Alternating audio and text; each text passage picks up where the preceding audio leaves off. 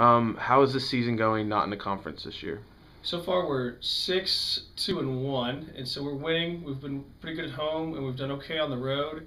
Uh, where the conference part of that kind of plays in is now in October. Typically, most teams are playing their conference games, and now we're still playing an independent schedule.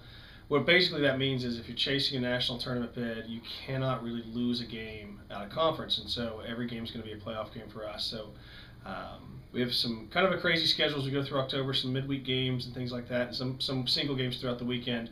But a lot of pressure. So far, we've kind of risen up to it and done okay. But normally, if you have a conference, you always have the ability to get to the conference tournament and then have a chance to try to win it accordingly. Without a conference tournament, every game is pretty much at playoff level. How is next year's conference going to be?